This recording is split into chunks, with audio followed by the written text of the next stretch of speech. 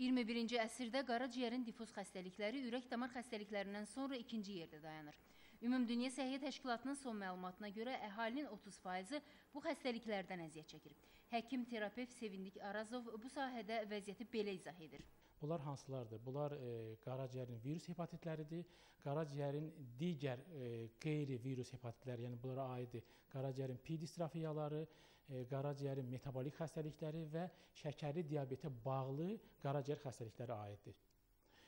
Virus hepatitlərinə bağlı olaraq demək istərdim ki, kəskin virus hepatitləri son dönəmlərdə azalmağa meyillidir. Niyə görə? Çünki səhiyyəmizdə olan bu innovasiyaların tətbiqi, bir dəfəlik şprislərin və avadanlıqların tətbiqi nəticəsində virus hepatitlərinin kəskin formalarını artıq biz daha az görürük. Həkim bildirir ki, 2003-cü ildən uşaqlar arasında aparılan vaksinasiya işləri bu sayədə öz müsbət təsirini göstərib. Xəstəliklərin azalmasına səbəb olub.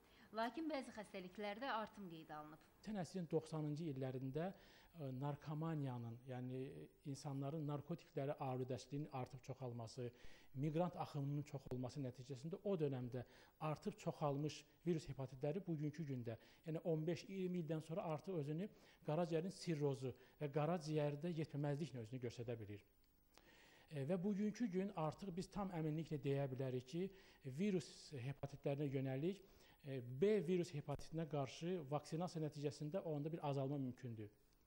Amma elmin inkişafı göstərir ki, bugünkü gün C virus hepatiti 100% sağala bilən bir xəstəlikdir. Sizə bir şad xəbərdir demək istəyirəm ki, bir il yarım, 2 il müddətində kliniki sınaqlardan keçilən bir preparat var. Tərkibi sofosfobir və velpatasvirdir. Bütün virus hepatitin bütün genotiplərinə yönəlik bir tablet gündə bir dəfə qəbul eləməklə bütün genotiplərə uyğun olaraq 98-99% nəticə ala bilən bir preparatdır.